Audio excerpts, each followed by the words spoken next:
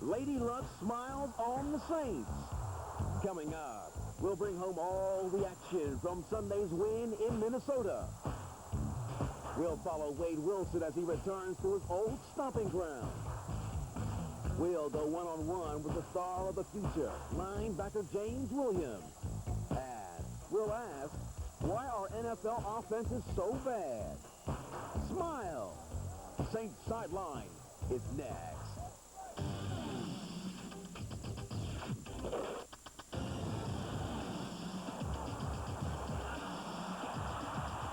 This is Saints Sideline.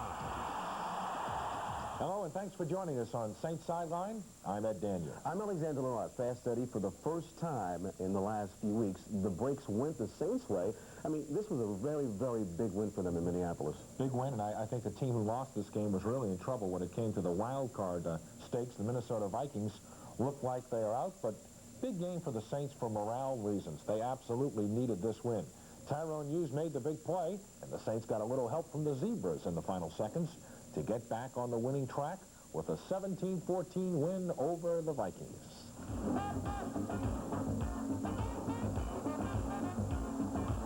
When this happened, what were you thinking about back in New Orleans?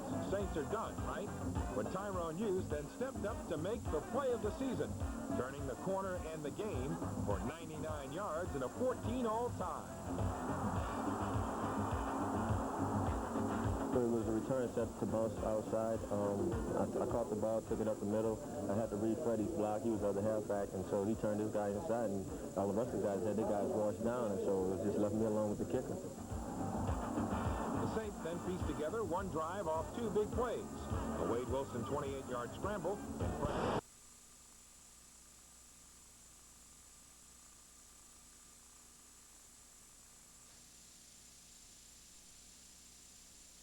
John Salisbury drove Minnesota from their 23 to the Saints' 24. Holding wiped out a Fuad Reve's game-time 41-yard field goal. Jim Wilkes then partially deflected a 51-yard try on the next play, getting Jim Mora an early shower from Rickey Jackson. Well, I didn't expect that. That shows you how big a win it was. Well, the game is huge because of the ramifications of the playoffs. You know, it's come down to head-to-head. We've lost to Green Bay, and if we would have lost to them, it would have been a tough road to get into the playoffs. So this gives us a leg up on them as far as the wild card race goes. The Saints obviously did their playoff homework, but that only helps if you win. For the second time in 6 games, the Saints did. Woo. All right. Minnesota sports writers felt Sunday's loss may have put an end to the Viking playoff hopes. Here's what they're saying. The headline of St. Paul's Pioneer Press read, "The season goes deep south with New Orleans win." Mary Schritt-White's Dennis Green admitted he was getting a little sick of coming in every week and trying to build up his players with the idea that they weren't out of it yet. Maybe now he'll be able to stop. The Vikings were all but eliminated from the NFC Central Division title chase and the conference playoff picture with a lackluster loss. Minnesota fell to 5-6 and has a firm grasp on 4th place in the division. As a result, the Saints improved to 7-4 and, most important, settled the tiebreaker issue between the teams should it come down to that in a battle for the wild card spot. Eric Martin had another typical solid effort Sunday. Number 84 caught 5 balls for 61 yards as his career numbers continue to grow. When Eric Martin caught this 17-yard pass early in the second quarter, it marked the 100th consecutive game in which Martin has caught a pass. This was also his 138th consecutive game, the longest streak by an active player in the NFL. The LSU alum shrugged off his latest accomplishment in typical Eric Martin fashion. Well, that goes with the territory. I mean, you know, I really don't want to comment about any records. I mean, you know, we played a very good ball game, and, you know, that's the bottom line. Coming up next, the homecoming for number 18. We'll have the story of Wade Wilson's triumphant return to Minnesota. And NFL offenses were downright offensive this weekend. We're not happy about it. We'll talk about it next on Saints Sideline.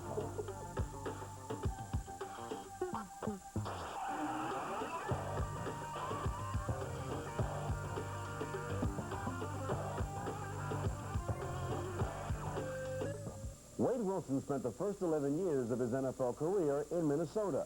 He's the third leading passer in Viking history. Sunday marked Wilson's first time against his former team since he was released in training camp last year.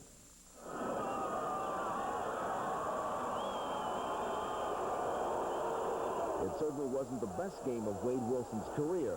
He hit on 13 of 20 passes for 111 yards and 2 interceptions. But the important thing was, he won.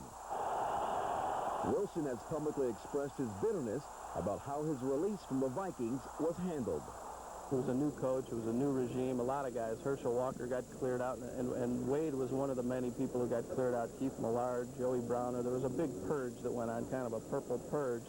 And Wade's upset that he was kind of lumped in with some guys who maybe weren't the great characters, because Wade certainly is a class act, and he didn't like getting lumped in with those guys. And I think from the basic fan on the street here in Minnesota, he figured, hey, it's time, it's a new coach, a new era, get out with the old and with the new. And they were happy to see the moves made at the time. Wilson! Woo! Hey, Wilson! Interception!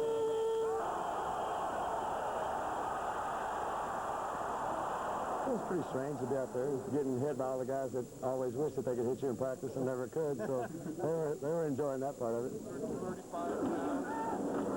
Salisbury on the rollout. Picked off by the Saints. The biggest decision Dennis Reed has made since he got here was to get rid of Wade Wilson and Rich Gannon and to go with Jim McMahon and Sean Salisbury as quarterbacks. I think the verdict is still out, and the jury has yet to come in with a decision that he made the right move. I don't know if they're better off. I think I'd rather have Wade Wilson and Rich Gannon than Salisbury and McMahon personally, but I'm not the coach. Let's take the win.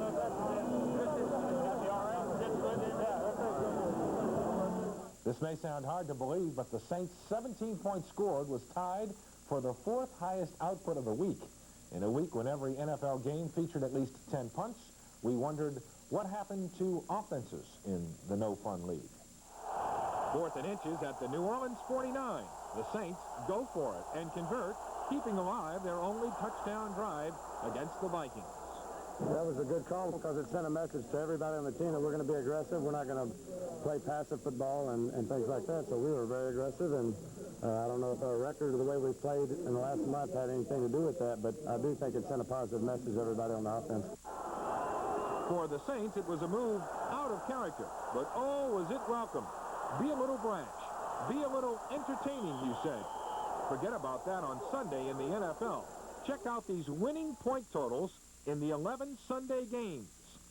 It doesn't take much of a guess to know the 49ers put up the 35 points against the Rams. But throw that one out, the other 10 games were won with 16.8 points scored by the winning team. Stats. Do they mean anything? Very little to Saints offensive coordinator Carl Smith. They did come in my box and I throw them away. Really, you start comparing those and you're not playing the same teams. You can really throw those away. Don't blame the lack of scoring on bad weather. In 4 games played indoors Sunday, the winning teams averaged 18.5 points. The biggest coaching mistake of the day came indoors from the Vikings' Dennis Green. With 55 seconds left in regulation, Minnesota at the New Orleans 25, playing a 3rd and 10, the Vikes ran it, content to try and tie. We all know what happened after that. Bottom line, the Vikings didn't even think about winning. And if you go to overtime, there's no guarantee you even get the ball back. John Madden said it right. Teams forget about trying to throw down the field in long yardage, leaving the stars of the show to be 2 guys named Tommy and Harry. Nothing against you guys, but I used to watch punt, pass, and kick at halftime. Only. James Williams continues to impress while replacing Sam Mills. We'll go one-on-one with number 90 when Saints Sideline continues.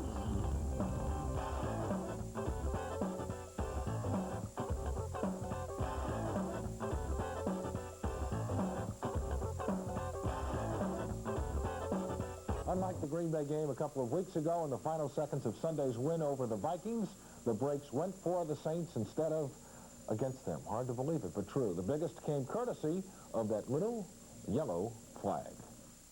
Hold it. Number 53 on the offense. Only 7 penalties were marked off in the Saints-Vikings game, but the 7th was fatal for Minnesota. Fred Strickland definitely reached out to grab Reggie Jones, nullifying the tying field goal by Fuad Reveiz with 48 seconds left in regulation. I mean, man, whatever they call the holding, and we got a chance to push him back. I didn't think he could make it from that far back. And Jimmy Wolf did a great job blocking it. But that's what happened on field goal. I mean, a lot of times the guys on the outside get a chance to hold, and just sometimes referee don't call it. But today, they call it, you know, something that you don't usually do. You always like that lady luck. You know, as long as you have lady luck on your side, you're going to be all right. And the good teams, you know, mostly have the lady luck. Jim Wilkes then partially deflected Reveiz's 51-yard attempt to seal the Saints' win. Sam Mills made his return to the Saints lineup Sunday and played most of the game. Mills was missed, but his replacement definitely filled in admirably. James has been doing an excellent job. He's got real good ability.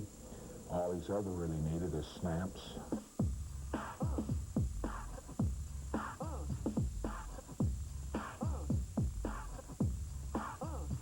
This 4-year veteran out of Mississippi State had been relegated to special teams duty only until the injury to Sam Mills. But over the course of the last 8 games, amassed 65 tackles, second only to Vaughn Johnson, who has 79 over 10 games. Chance I've been waiting for a long time, and I try to do my best and make the best out of it. What do they say to you? You know, they get a little afraid when I get in there, and you know, because I haven't been playing a lot, and they get telling stuff how I'm gonna do. They try to make sure when we're out in practice. But I know where I really need to be at, and which is typical when you have a guy that's never been hardly playing a lot, and this guy you're not really used to playing. I felt for a while that he can play, and he's showing that he can. And hey, like I say, he's just a good, solid player in this league.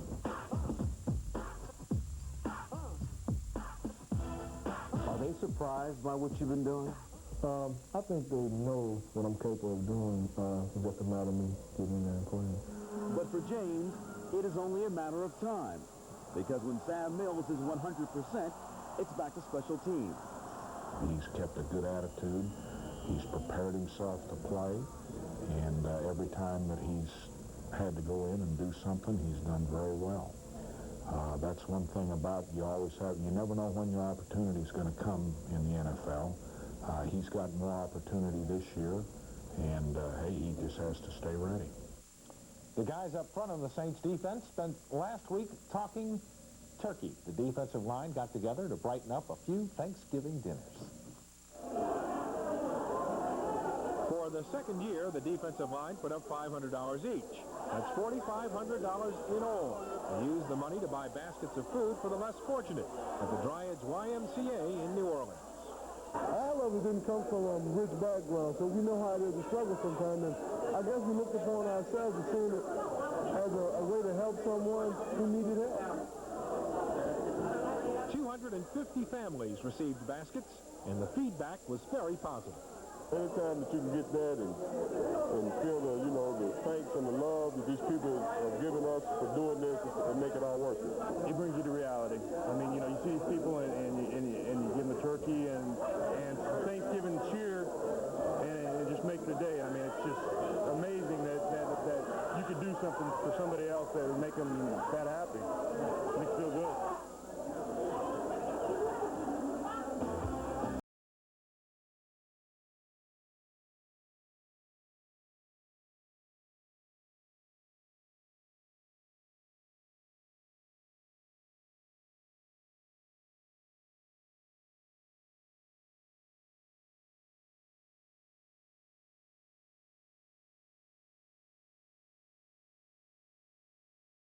Of the year, this one has to rank right up there. The Vikings appeared to have everything going in their favor until Tyrone Hughes struck. Revenge kickoff. The Saints had only 254 total net yards. Tyrone Hughes on returns had 184, including the biggest 99 yards of the year. His kickoff return that tied the game at 14 on the last play of the third quarter. it gave us back the momentum. I mean, those guys went down and scored, you know, so the fans got into the game and had some momentum. They had the momentum going on their side, and then we came down and come back and run the kickoff return back, so that gave us back the momentum, put those guys down a little bit. They had just scored off of a turnover. They were hot. The fans were loud. You know, boom, we get the kick off it, and Tyrone runs 99 yards. That just sucked all the wind out of it. Gave us a little bit of life, and we went out and after that consequently started to play better. Hughes also ran a kickoff back 48 yards in the first quarter. Tyrone Hughes scored on a punt return against the Rams, and back in preseason ran a punt back for a score against Philadelphia in Tokyo. Thanks to Tyrone Hughes' efforts, the Saints will now head into Cleveland on a good note. It's now time to go in-depth into Sunday's win, and to do that, we go on the bench with Buford Jordan. Buford, let's talk a little bit about Tyrone Hughes' kickoff return. How important was that to the team?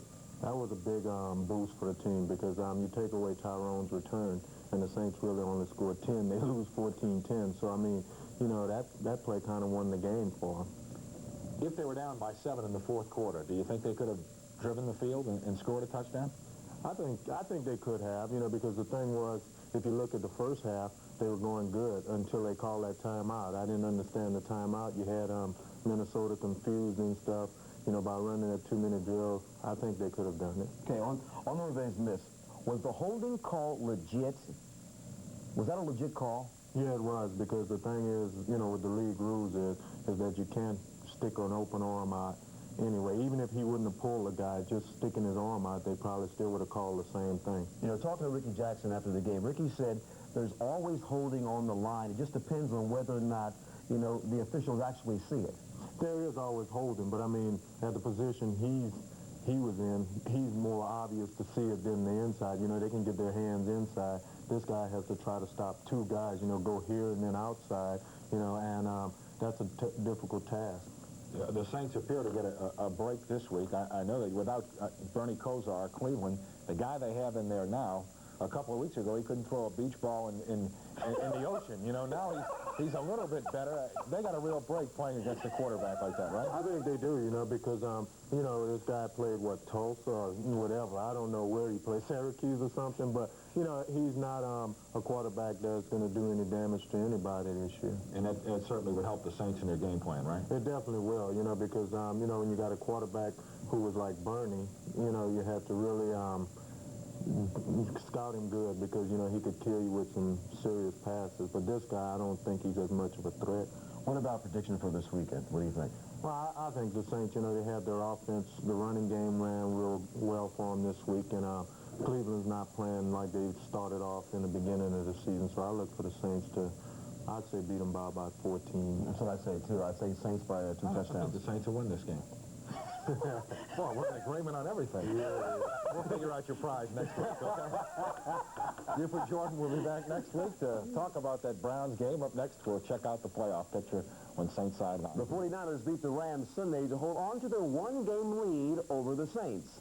The Niners are 8-3 and rolling. The Saints stayed a game back at 7-4. The Falcons won again, beating Cleveland to go to 5-6. But don't pencil the Falcons into the playoffs yet. They've got Houston and San Francisco the next 2 weeks. And after a loss to the Niners, the Rams are now a disappointing 3-8. Here's how the playoff picture stacks up after 11 games. The San Francisco leads the West. Green Bay beat Tampa Bay Sunday to take over the lead in the Central at 7-4. And thanks to Leon Lett's boneheaded play on Thanksgiving Day, the New York Giants are back on top in the East.